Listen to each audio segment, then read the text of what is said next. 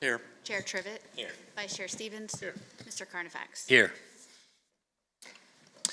Okay, approval of the minutes. If there's any additions or corrections or a motion? I make a motion. Approve. Second. Ms. Hutton. Aye. Mr. Bellamy. Aye.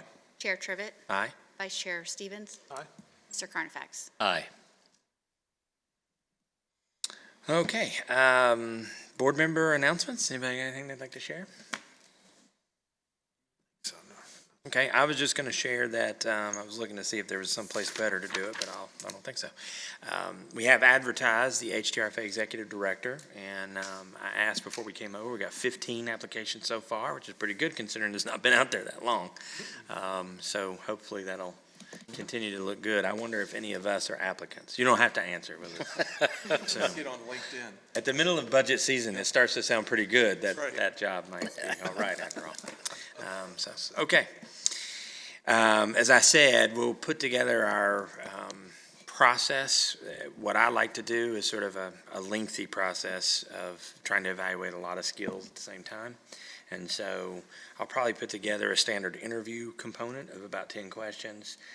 Some of us can participate in that. I'll probably do a mock presentation to the board to see what that looks like. Some of us can do that. And then the last thing that I like to do with hiring is have a social panel. And that's a much lower stress environment with just people that you're going to commonly have to come in contact with, where you just sort of have a conversation. And then take the input from all three of those exercises to make the hiring decision. If we do that, that gives all of us the opportunity to participate. Does that sound good to everybody? Perfect. Okay, so as we put together what that looks like, I'll send around the skeleton of that, and we can see if anybody wants to volunteer for one role or another. Do you have a sense of timing of that? I can't remember what we advertised it for as far as closing date. It's in May when it closes. May, so The early part of May, try to get through it quick. so before a month. Okay. I also am working with Barbara on a budget to bring to the board, so I'm hoping to circulate something next week for you all to take a look at.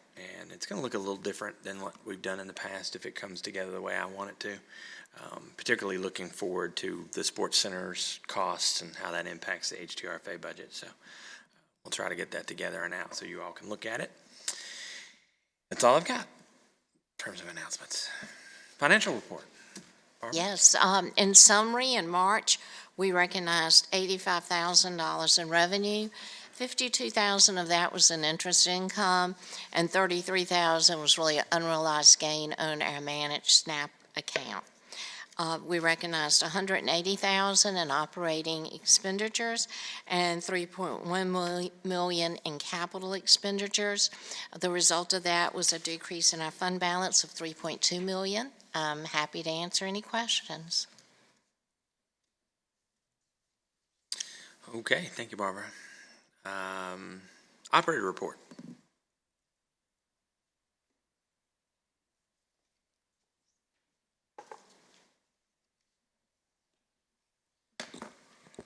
Good afternoon, John DeMeglio with Kemper Sports, here to give the operator report.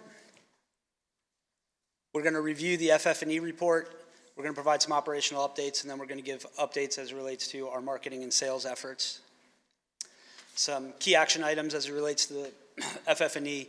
In the last month, Adventure Solutions provided MVP with needs for safety equipment. KSM team is going to review that safety equipment to make sure that it matches the needs of the operational team and provide recommendations on procurement of that item. We've assigned all offices and have delivered that to MVP, which is going to be impactful to the furniture plan. And in addition to that, the KSM team is still working through some few supplemental suggestions as it relates to the ball office quote for MVP to consider prior to finalizing the purchase.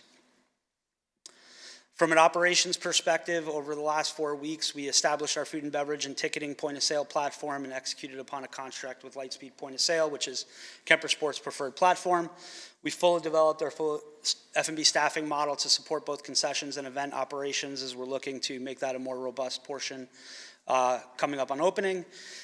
And we've partnered with Visit Williamsburg on a booth for a Sports ETA trade show, which is taking place next week in Tulsa, Oklahoma, and there'll be more on that as we get to the sales portion of the conversation. Incomplete tax from the last 4 weeks. We still have not launched the website yet. We've gone through additional internal revisions and conversations based on market feedback. We presented a full brand guide and some alternative options to portions of the board today, and the rest will be delivered to individual members of the board going forward to hopefully launch that once final approval is completed. Some pending tasks is the brand development, which is being reviewed right now. Next milestones and critical updates are hiring the general manager, introducing all sales content to market, finalizing the non-sports content, developing our banquet menu as we're starting to get more inquiries in non-sports related content, and then developing our local sponsorship programs to bring to market in the area. Facility staffing, in restarting our search for a general manager, Kemper Sports received 35 applicants. That's actually ended up being more than 40 since this report came through. We conducted 15 interviews. 5 members of that group went through a second and third stage of interviews, and we've presented 2 candidates that we're recommending for final steps with the HTRFA hiring committee, and we hope to have those interviews conducted in the next coming days. We reopened the Director of Sales and Marketing position to align with now the recruitment of the General Manager. Since reopening at the time of this report, we had 12 applicants. We're now over 40 applicants for that position. So we're excited about the group that has come through, and we're going to align the timing of that second phase of interviews, hopefully with the timing of an onboarding of a general manager. And then from an operations perspective, we began the process for both the facility business license and food handler's license here in Market. Kemper Sports liquor license attorney has started the application for a liquor license for the facility. And then one big piece of news, Kemper Sports engaged John McDonald. He's a former associate of Steve Goris on an interim basis to help with closing the gap on some of the responsibilities a general manager would have had in Market, most specifically on the execution of use rights agreements and taking our interested parties from LOI to fully executed contracts. From a sales perspective, we still have 33 active leads in the pipeline. We've had 3 new leads since the prior month.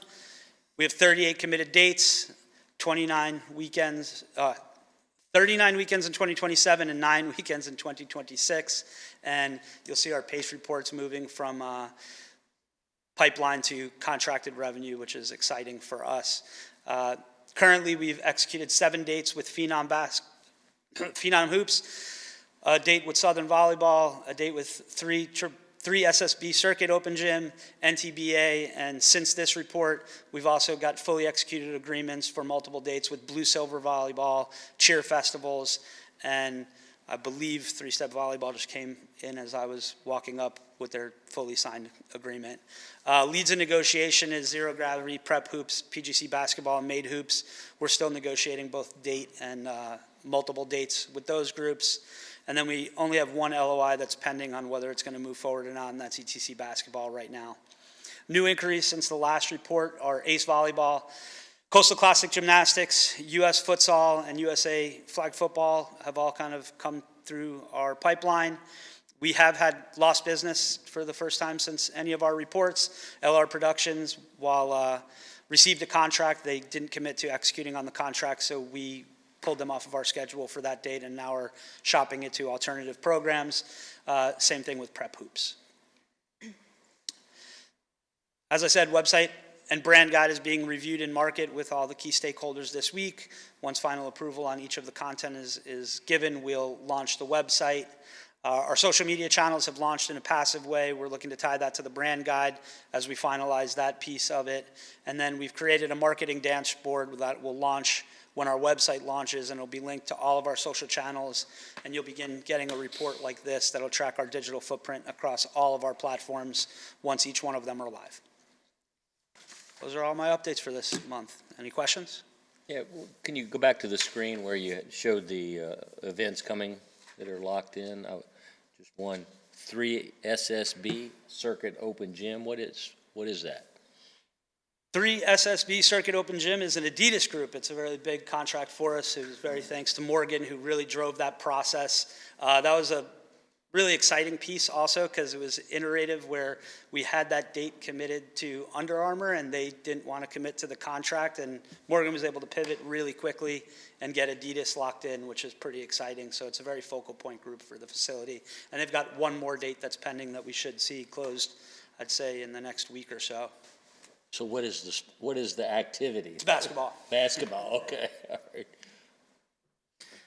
John, I just have a quick question. Under lost business, you have prep hoops. Are you just looking for another date? Because I still see prep hoops in leads in negotiation. So are they just looking for a new date? We lost a date for them, and so they're looking for a new date. new So date. in one Okay. year, we lost them. In another year, we have them pending. I'm not sure if they're going to be there Okay. anymore. So we're willing to move off of anything that they Okay. have. Thanks.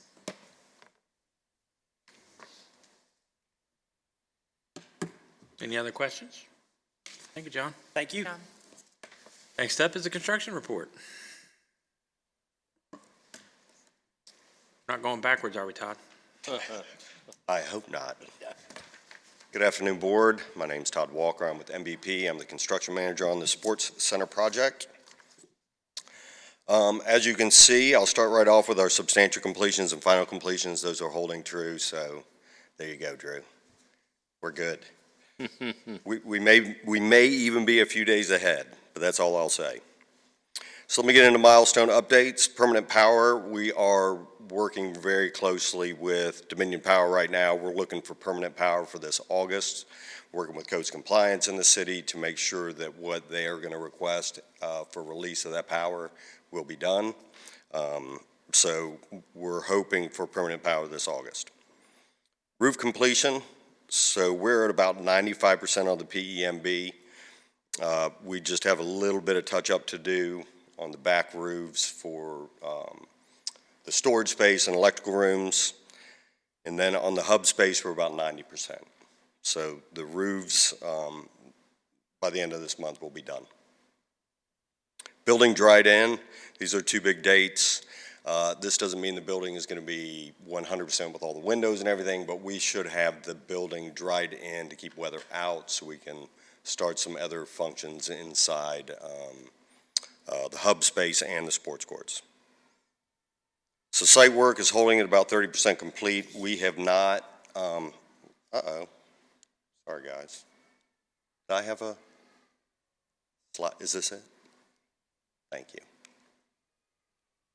Sorry. I'll just keep going down these and then we can go over the pictures in just a second. So site work is holding with the building and the roofing and the insulated wall panels going up. We haven't had much site work going on. The only thing we do is we do have some point repair of the sanitary sewer that we are currently completing right now.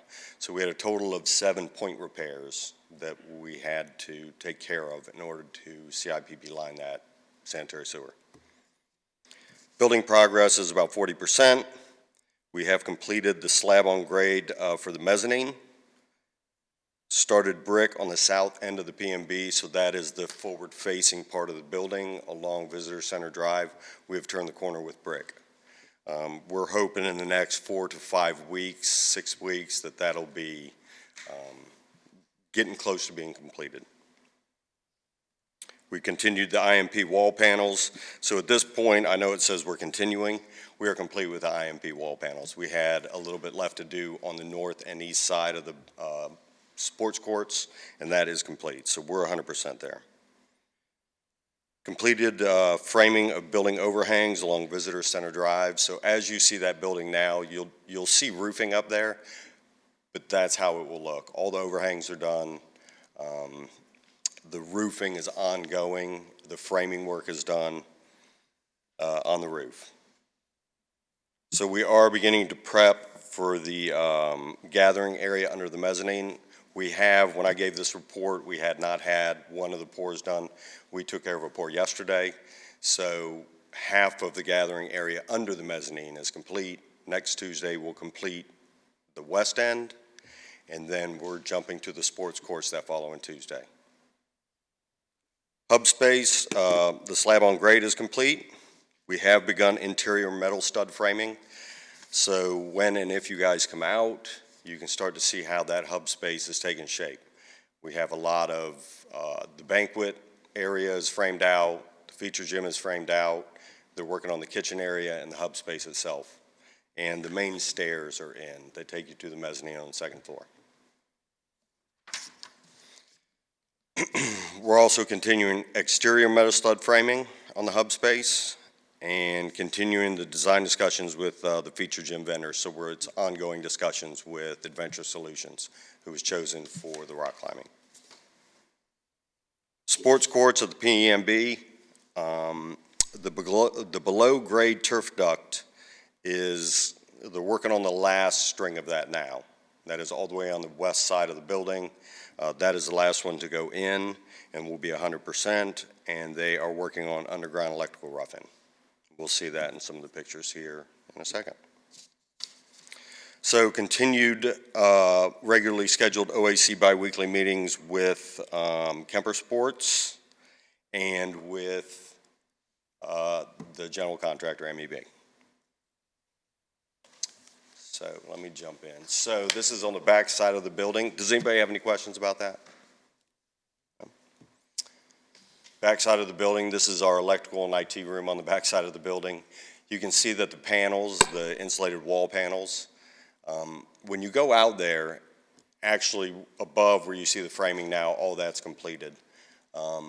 It kind of makes the building disappear. I know we went on a walk not long ago with Mr. Trivet and a couple others from the city, and the back wall was complete. It looks fantastic the way they laid that out. I walked with a Guernsey Tingle architect as well this week, and they're very happy with the way it turned out.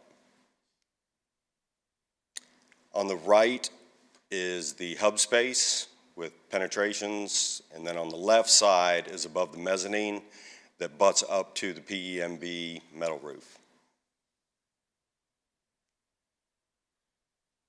Here we go.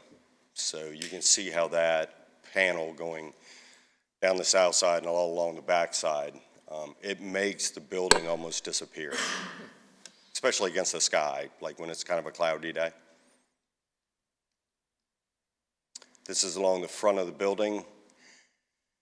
This is our west end concrete pour on the mezzanine. This was a couple weeks ago. It seems to rain every Monday before our Tuesday pour, and it is a mess out there every Tuesday morning when we get out there. Each one of these pours were about 200 yards of concrete. They were fairly large pours. The first sports court pour, which won't be this coming week, but the following, is 550 yards. So this is the mezzanine looking both ways. This is the framing on the east end of the hub space. And you can see the picture on the right on the interior, that is our banquet area. So if you're standing in the feature gym, you're kind of at the entrance of where the feature gym is right now, looking back towards the banquet.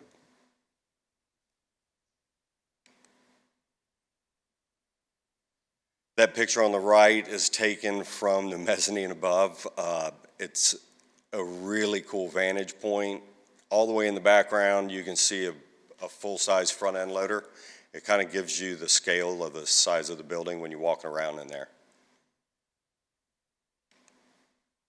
And this is our electrical rough-in under the mezzanine in the gathering area, and then coming from our main electrical room in the back over.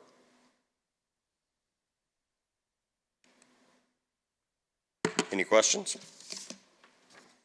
Well, I don't have any questions, but I just wanted to say if you haven't been out there, it's coming along. It's pretty amazing. And Todd, thanks for letting me tag along every Tuesday with the concrete pours.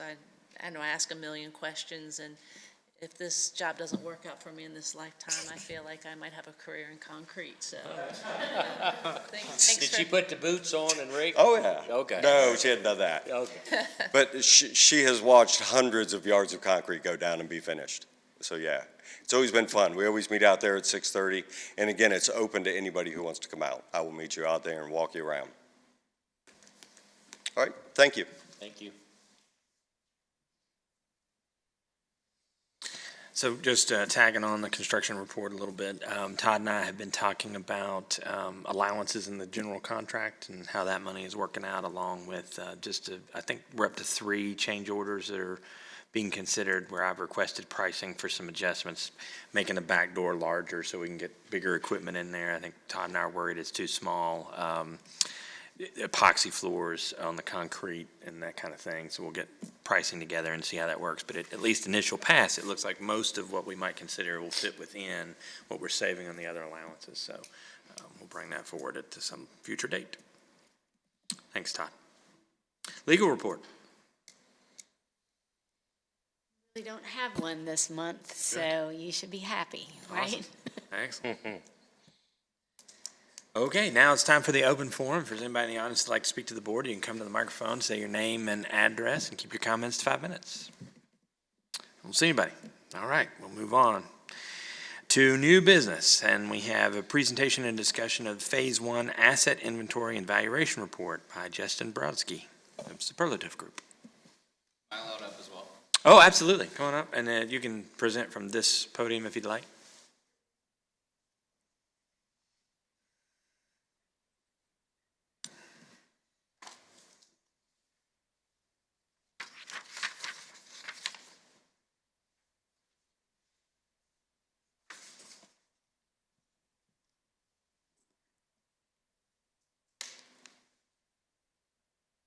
Okay.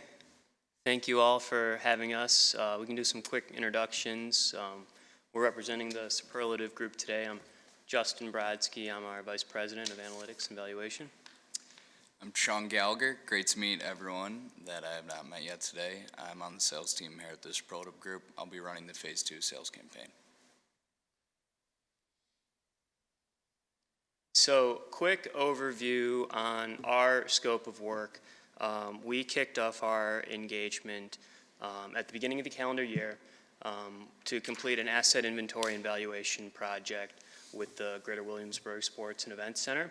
The goal of our project was to really help build the sponsorship program around the facilities. So we looked at an asset inventory of sponsorship and marketable assets that eventually will be supported in a outbound sales campaign. Today, we really want to talk about kind of our process, how we build assets and ultimately assign a fair market valuation to what the facility could generate in an outbound sponsorship sales program. So that included everything from facility naming rights to internal areas that could support foundational partnerships and other naming entitlements, areas like the mezzanine, the gymnasium, the entry plaza, just a couple of examples. And we looked at benchmarks to other peer facilities around the country and what they've been able to garner in terms of naming rights, corporate sponsorships, both regionally and nationally, facilities of comparable size and general event activity. So a little background on our firm. We've been around 31 years. We are based in Cleveland, Ohio, with satellite offices in London and now Canada. Our firm really specializes in the valuation and sales of naming rights and corporate sponsorships. We work primarily in the municipal space, representing cities, counties, government entities, and really the goal to take as much burden off the taxpayer as possible and generate a new form of contractually obligated revenue to help sustain the long-term operations of a facility exactly like this. In our 30-plus years, we've generated over $3 billion in naming rights and corporate sponsorship revenue for our clients. That number is now approaching $4 million, and we've applied a process much like what we're going to share today across a variety of different industry sectors, sports and entertainment, obviously being kind of the birthplace of the corporate sponsorships industry, but we have found that companies and brands are really looking to invest in community platforms, exactly like a program like this, and really a unique opportunity that reaches both a local, regional, and broader sports tourism market. We did introductions, just a little background on kind of our roles in this project. I lead our valuation division.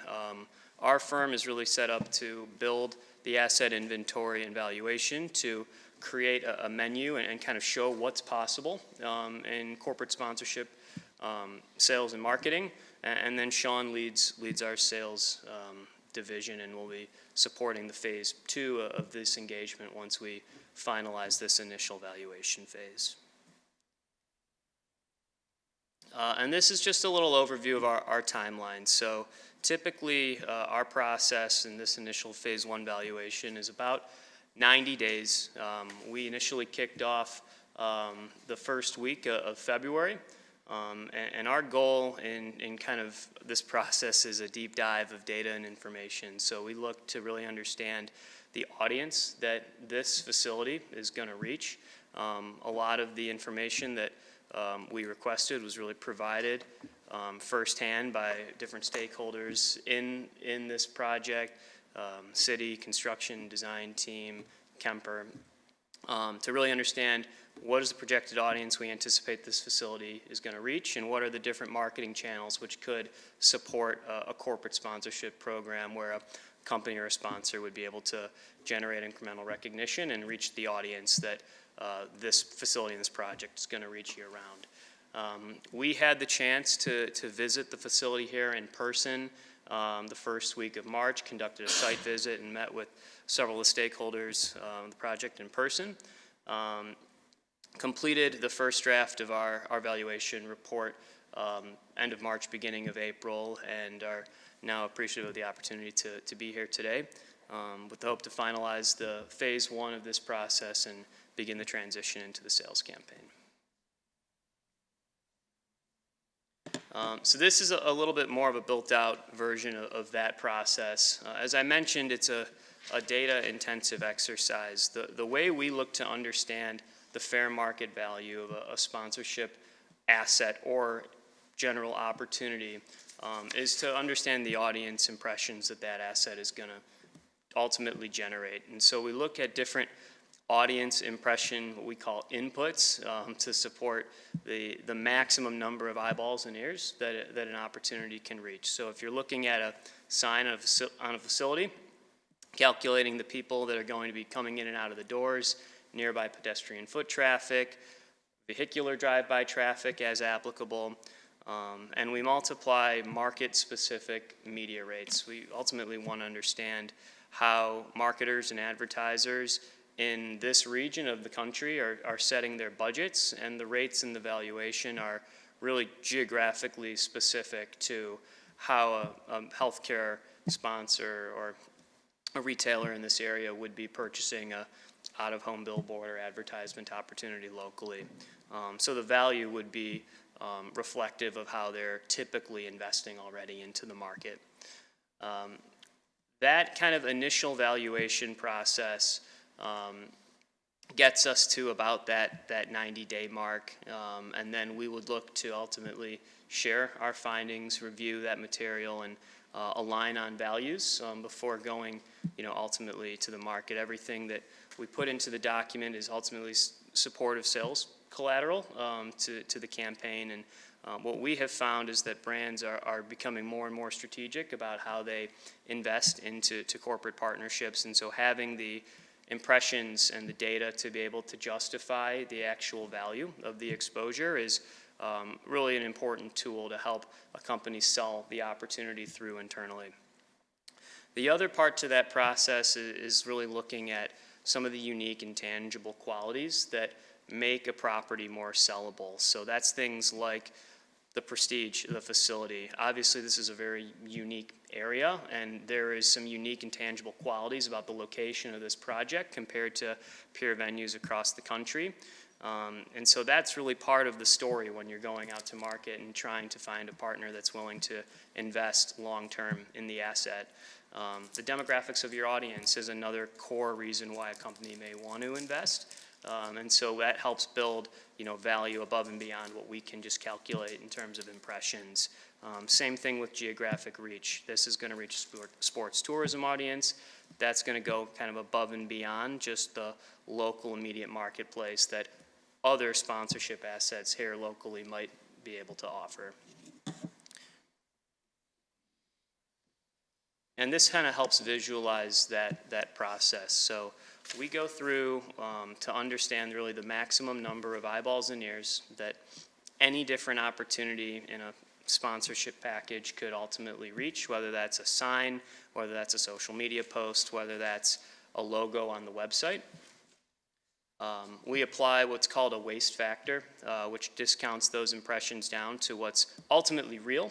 That's really important because brands are smart enough to usually cut through inflated metrics. So everything that we are recommending from a value standpoint has been professionally discounted to what we really think the return the brand would receive on their investment from a marketing standpoint. And then we apply those geographic specific media metrics, or they're called CPMs, cost per 1,000 audience impressions, to get from ears and eyeballs to an actual dollar value for the exposure.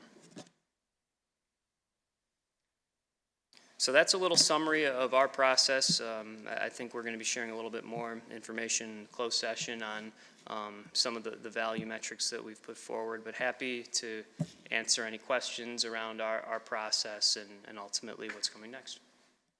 I'm excited to see you had a diamond at the end of that, so. John, I wanted to know what size carrot it was. Yeah, looked pretty big. That means expensive. Yeah.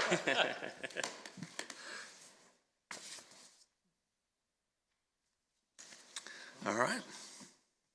Thank you, gentlemen. Thank you all. Thank you. Next item on the agenda, I believe, is closed session. They never get any shorter, do they? Well, it says short form, so we'll see how it sounds today. Good. I move the Board of the Historic Triangle Recreation Facilities Authority convene in a closed meeting pursuant to VA Code Sections 2.2, 3711A6 and 2.2, 37A29, discussion or consideration of the investment of public funds where competition or bargaining is involved, where, if made public initially, the financial interest of the authority would be adversely affected, and discussion of the award of a public contract involving the expenditure of public funds and discussion of the terms of scope or such contract where discussed in an open session would adversely affect the bargaining position or negotiating strategy of the public body, and it's regarding asset inventory, evaluation, naming rights, and potential agreements and expenditures for same. Second?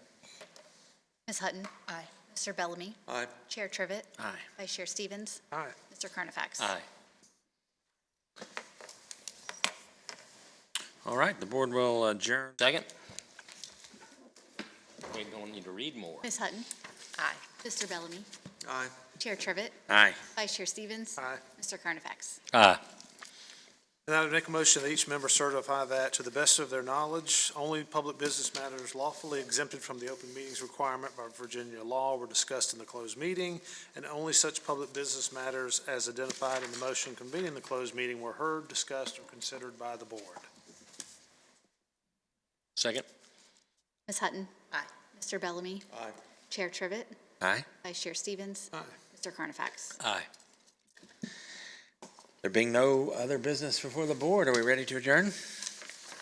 I move to adjourn. Second. Ms. Hutton? Aye. Mr. Bellamy? Aye. Chair Trivett? Aye. Vice Chair Stevens? Aye. Carnifax? Aye. We are adjourned.